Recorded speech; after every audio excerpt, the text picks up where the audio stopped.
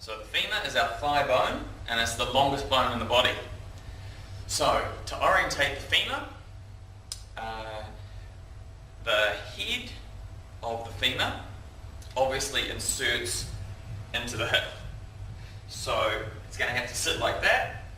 So the head of the femur is going to be medial. So we know this is medial, this is lateral.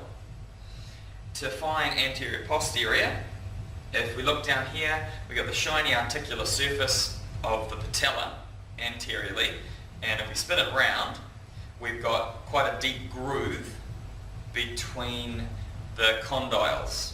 So the deep groove between the condyles is posterior, and the patella surface is anterior. So we know that this is going to be the left hip, sitting there. Starting at the top of your body is the head. So the head of the femur is that shiny surface there, which articulates into the hip joint. Dropping down below the head is the neck, so it makes sense, nice and easy, just like your human body. Then we've got the trochanters. So the big bump here is the greater trochanter, and then if we look posteriorly and we come down, we've got the lesser trochanter. So in between them, we've got this line or ridge. So between the trochanters, there is a line, intertrochanteric line. Intertrochanteric line between the trochanters. Alright, coming down, we've got this longitudinal ridge on the posterior aspect, and that's the linea aspera. Coming back anterior, we said before, this is the patella surface.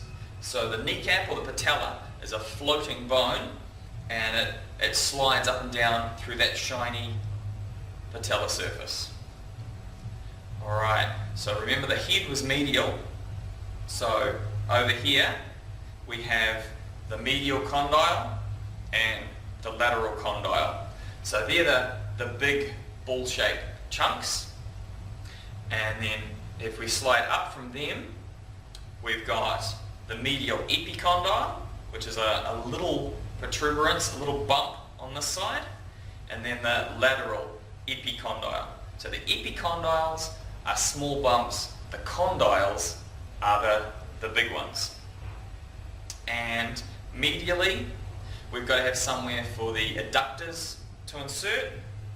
So the bump above the medial epicondyle is the adductor tubercle.